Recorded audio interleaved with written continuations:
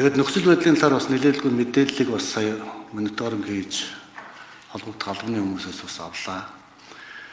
Тэгээд Монгол улсын ерөнхийлөгч төрийн тэргүүн төрийн эрх хэрэгтэйд байгууллагынхаа хуралд өөрийн биеэр оролцож зарим тодорхой бос зүйлүүд дээр өөрийн биеэр хариулт өгөх нь чухал болжээ гэж үзээд ерөнхийлөгч өөрийн биеэр орж ирж байна гэдгийг та бүхэндээ хэлье.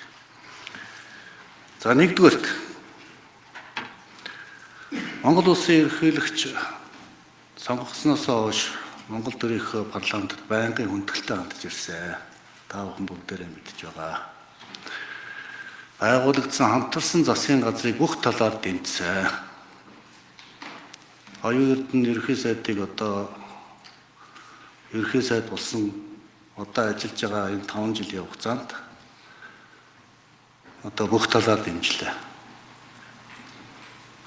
Би одоо нэг удаа парламент дээр орж ирж парламентынхаа тухай засгийн газрын үйл ажиллагааны тухай 3-4 зүйл ярьж байсныг та бүхэн сонсог баг. Би бас өөрөө ерөнхий сайдаар ажиллаж байсан хүний хувьд бас ерөнхий сайдын зовлон бас их сайн мэднэ. Энэ бол тийм амархан ажил бас биш. Нэг ялангуяа одоо би чинь цар тахлын үед ажиллаж байсан. 4 жил ажилласан маш хүнд нөхцөлд бас заримдаа ясангийнхаар ийм одоо хэцүү ажил байдیں۔ Зовлон жаргалыг бас ойлгодог хүний хувьд бас олон жил энэ ерөнхий сайдыг бас хүмүүжүүлж сургаж бэлтгэж хамт амьдарсан улс төрчийнхөө хувьд удирдагчийнхаа хувьд бас энэ ч сууж байгаа хоёр дараад би хүндэлтэй ханддаг шүү дээ. Бас хайрлтын хамгаалтын өнөөдөр ч гэсэн би хайртай байгаа. Тийм учраас одоо би хоо хүмүүсийн асуудлаар бол энэ янз бүрийн асуудал бол хөндөж ярих хүсэхгүй байна. Тэгэхээр би зарчмын хэд хэдэн зүйл дээр одоо хариулт өгье гэж бодож байна. За нэгдүгээрт хүн засаглахгүй, хууль засаглана. Би Монгол улсын ерөнхийлөгчийн дандраг өрөх ёслолын ажиллагаан дээр миний хэлсэн үгийн хамгийн гол point бол хүн засаглахгүй, хууль засаглана гэж хэлсэн. За энэ нь өнөөдрийн хүртэл би үнэнч байгаа. Ямар хүн Монгол улсыг ерөнхийлөгчийн засаглал руу шилжих ёстой гэж хэлээд яриад байгааг би ерөөсөй ойлгохгүй.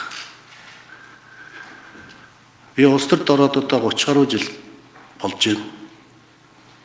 Би өөрөө ардсан нийгэмд бас өсөж үүдсэн хүн. Миний итгэл үнэмшил бол парламентын засаглал. Тийм ч учраас би парламентын засаглалыг боловсронгуй болгохын төлөө өөрийнхөө одоо улсын бүх он жилүүдийг зориулсан. Би ерөнхий сайд байхдаа Монгол улс парламентын засаглалтай байх ёстой гэдэг байр сууриа байнга илэрхийлж ирсэн. 19 оны үндсэн хуулийн нэмэлт өөрчлөлт байна. Саяны одоо 126 гишүүнтэй болсон асуудал байна. Энэ бүх зүйл дээр ерөнхийлөгч дэмжсэн.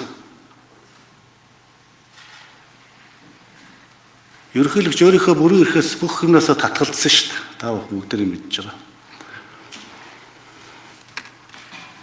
Өнөөдөр Монгол улсын ерөнхийлөгчд нэг тийм айхтар эрх мэдэлцээд байх юм бол байхгүй шүү дээ. Бүх эрх мэдэл засгийн газар ус шилжсэн. Би нэг өөрөө ерөнхий сайд ардын намын дарга байхдаа бас хийсэн юм байна.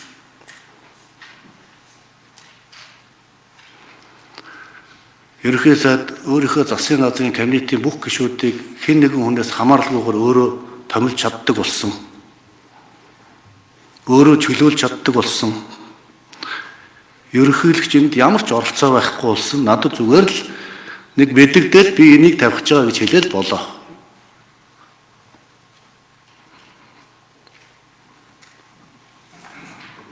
Би өөрөө ерөнхийлөгчийн эрх мэдэл байсан авилгалтай тэмцэх газрыг гүйцэтгэх засаглал руу шилжүүлсэн. За засгийн газар бол гэмт хэрэгтэй тэмцэх субъект бол засгийн газрын байна. Ерөнхийлөгч бол авилгалтай тэмцэх газрын даргыг томилдог, санал болгодог. Энэ байдал бол олон жил олон улс төрчнэрийг хонглоороо чирж явсан юм байна. Энийг талсан зогсоох ёстой. Ерөнхийлөгч өөрөө ард түмнээ сонгодог учраас бас парламенттайгаа энэ хэцүү байдаг. Манай нөхцөлд ерөнхийлөгч бол дээд танхимын үүрэг гүйцэтгэдэг шүү дээ. Тийм учраас одоо авилгатай тэмцэх газрыг одоо ерөнхийлөгчийн эрх мэдэл байлгах нь Монголын улс төрд энэ шудраг ёсонд бас нийцэхгүй юм байна.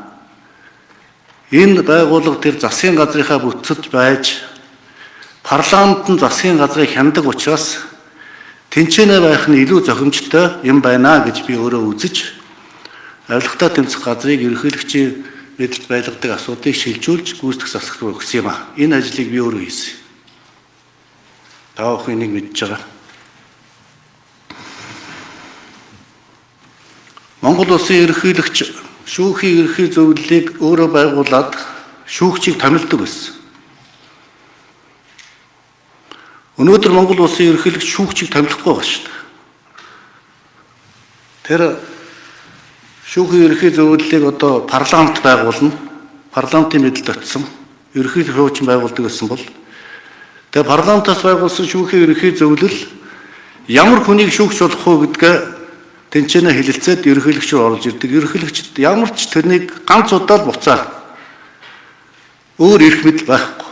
Тэгээ оруулж ирсний шууд томилно. Ерөнхийлөгч байгаа эрх мэдлийг. Тэгээ ийм л ерөнхийлөгч байгаа шүү дээ. Өнөөдөр одоо төрийн тэргүүн хэн нэгэн хүнийг дарамтлаад засаг төрөө дарамтлаад байх тийм боломж ч байхгүй. Надад ганцхан юм л байд. Энэ бол ард түмний одоо өгсөн итгэл найдвар л байгаа. Ерөнхийлөгчийн одоо хүч чадал бол зөвхөн ард түмний сонгосон сонголт үлдсэн баг. Тийм учраас би албан ёсоор нэг зүйл хэлье. Би өнгөрсөн жилийн одоо 2024 оны 11 сарын 26-ны өдөр үе үндсэн хууль, шинэ үндсэн хууль, анх дахь үндсэн хууль батлагдсны 100 жилийн ойгоор үндсэн хуульд өөрчлөлт оруулахгүй намайг ерөнхийлөгчөөр ажиллаж явах гэсэн албан ёсныхаа үгийг одоо хэлсэн шүү дээ. Сая би одоо өөрийнхөө нэрийн хуудсан дээрээс энийг алгажуулж тавьсан. Та бүхэн маань бүгд уншсан байлаа. Тэмүүжин гишүүнд бас талархал илэрхийлье. Зөвлөж авсанд. Манай ард түмний сонгосон сонголт бол парламентын засаглал. Энэ бол бидний үнэт зүйл.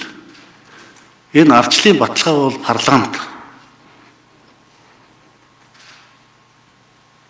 Тийм учраас Монгол улсын ерөнхийлөгч парламенттай туйлын хүндэтгэлтэй ханддаг өгөөд цаашдаа парламентын засаглалыг би байнга дэмжинэ. Намайг ерөнхийлөгчөөр ажиллаж явах энэ хугацаанд Монгол улсын үндсэн хуульд ямар нэгэн өөрчлөлт орохгүй гэдгийг би албан ёсоор та бүхэнд хэлье.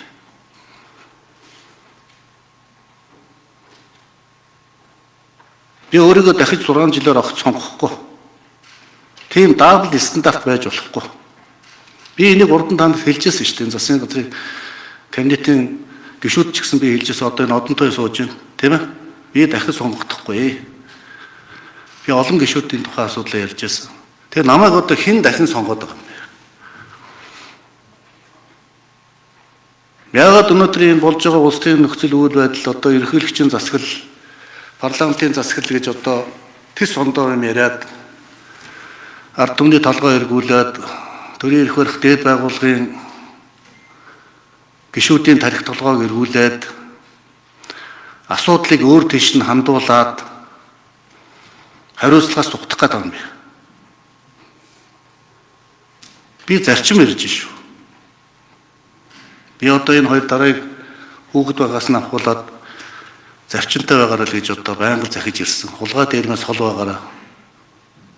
Хулгай битгий хийгээрээ, худлаа битгий яриараа, хуурж битгий мэхлээрээ бусдыг илгэж аминда одоо ах хүний хувьд ч дарга удирдагчийн хувьд ч гэсэн энэ өнгөрсөн он жилүүдэд бүгдэнд нь захиж л ирсэн шүү дээ. Тэгээд захиас юм арай хөсөлдүүлэхгүй байх би одоо хүртэл найдаж байгаа. Тийм одоо хүн чанаргүй зан авир тийм эр хүний жудаггүй айш авир гарахгүй байх гэдэгт бол би итгэлтэй байна. Тийм учраас парламент ёсоо цааш нь улам бэхжүүлэхийн төлөө л бүгдээрээ ажиллана. Нэгдүгээр асуудал би маш тодорхой хэллээ шүү. Ард түмэндээ бас хэлж байна.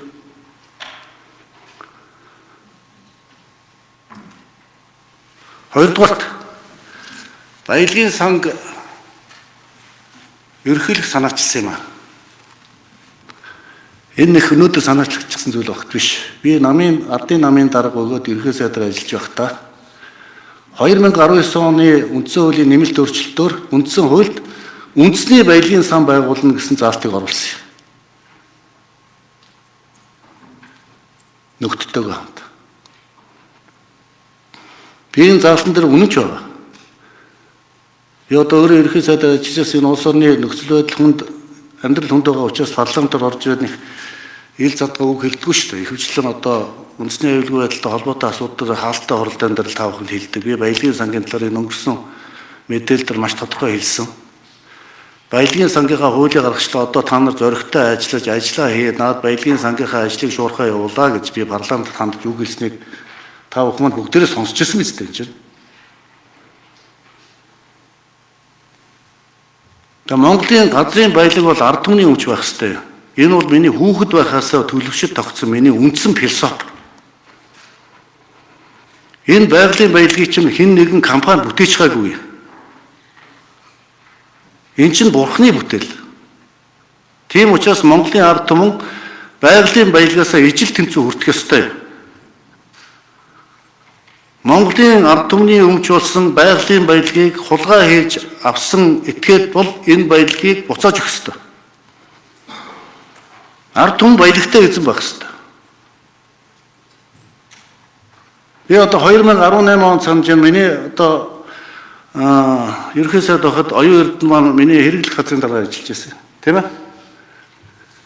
Би оюун эрдэнэд одоо томилт бичигөө чи тэр Норвегт очиод тэр Норвегийн баялагын санг судлаад ир гэж явуулж ирсэн шүү дээ.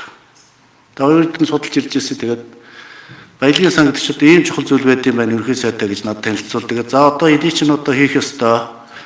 Үндсэн хуулийн нэмэлт өөрчлөлт оруулъя гэж ингэж баялагын сан бий болсон шүү.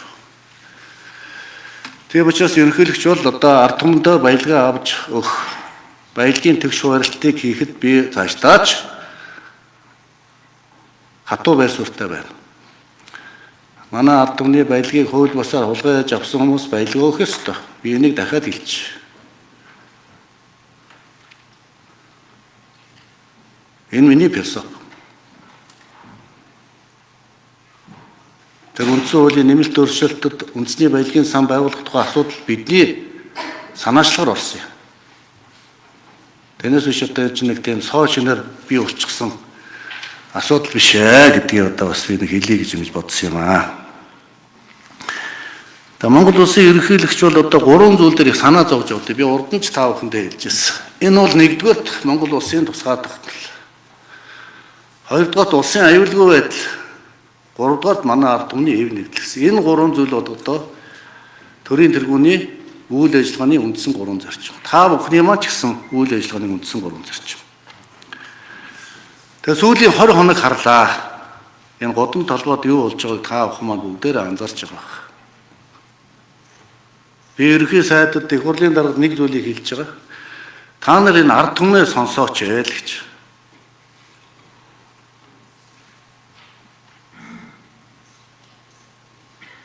Энэ ард түмэн чинь юу яриад байгаа юм бэ? Юу хүсээд мөрөөдөөд энэ олон зуун залуучуудын талбайдаар гарч ирээд одоо 20 хоног жагслаа шүү дээ. Тавьж байгаа шаардлага нь маш тодорхой. Тэгээ Монгол улс бол ардчилсан засаглалтай парламентыг ард түмэн сонгодог. Тийм учраас ард түмний чинь төлөөлөл болоод залуу үеийнхэн чинь гарч ирээд шударгаас тогтоох тухай, хариуцлагатай байх тухай хатуу шаардлага тавьж байхад яагаад энийг сонсохгүй ингээд хараагүй юм шиг, сонсоогүй юм шиг энэ залуучуудын тавьж байгаа шаардлага шал анги юм энэ яриад байна. Асуудал тодорхой яриач та. Маа олон түмэн чинь одоо 20 хоног хүлээлээ шүү дээ. 20 хоногийн талбай дээр юу болж байгааг та бид нар бүгдээрээ харлаа. Хаана юу, ямар жагсаал цуглаан болж байгааг бид бүгдээрээ мэдчихэж байгаа шүү дээ.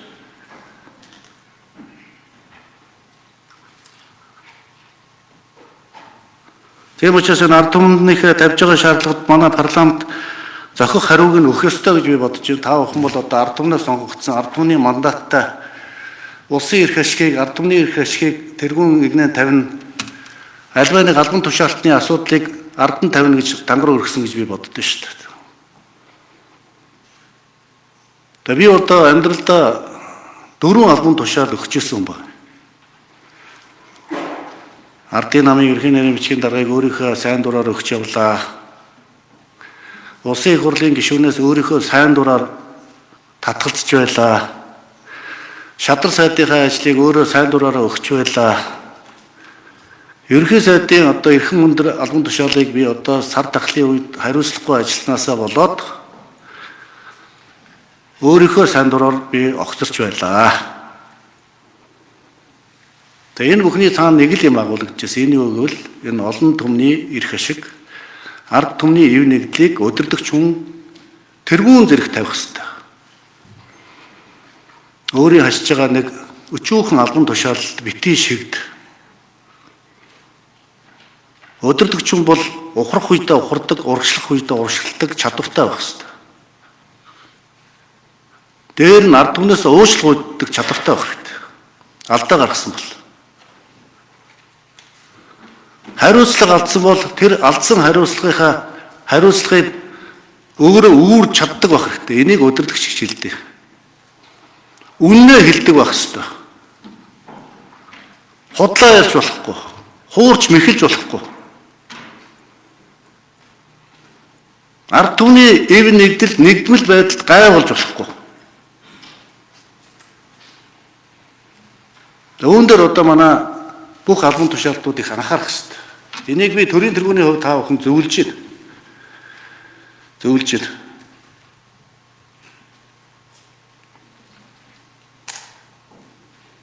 Хүмүүс намайг хараад их цайм залуу хүн гэж боддог юм шиг. Би одоо улс төрд 35 жил явж байна. Амьдралдаа зөндөө л алдаж унаж үзлээ. Сайн муу юмыг бас нуруунд дээр үүрч гарлаа. Хүрэл сүхрээ тодолж хулгайч байсан бол энэ том намын хамт олон намайг олон жил бас дарал сэргээрээ тавихчгүй байсан байх. Итгэхчгүй байсан байх. Ард түмэн намайг сонгохчгүй байсан байх.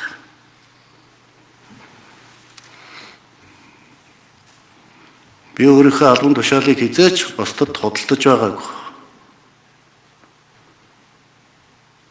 Би улс орноос хэдээч хулгай хийж байгаагүй.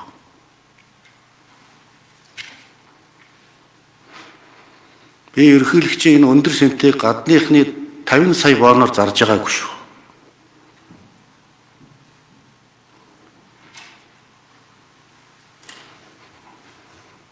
Би 5 нам дамжиж амьдраагүй.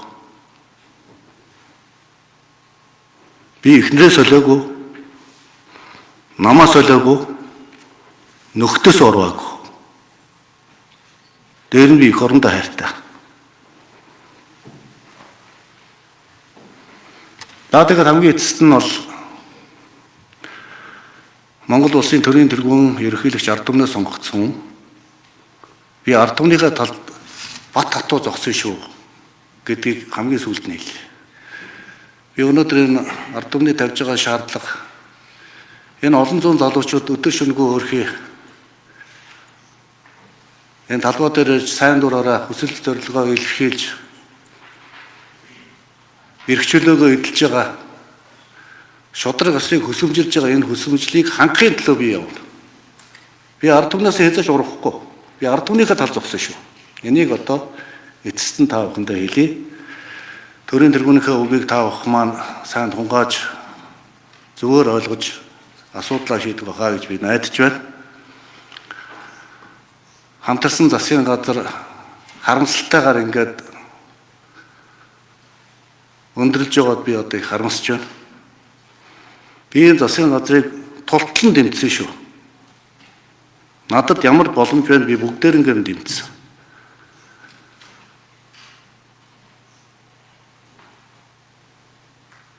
Энэ засгийн газар яагаад тарсан бэ гэдгийг та бүхэн бараг өөрсдөө мэдж байгаа болов уу гэж би бодож байна.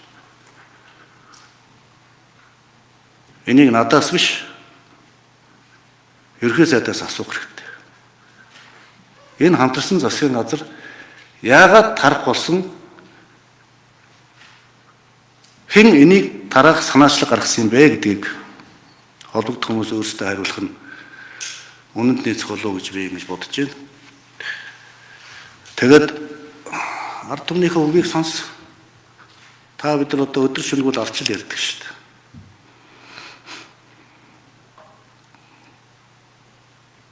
Энэ бие биенээ доромжилж гутааж бусдын нэр хүндэд халтгаа бол арай дэмжиж байгаа юм шүү. Нэг үг дуурсан хүнийг ямар муухай харлуулж, ямар муухай доромжилж, ямар муухай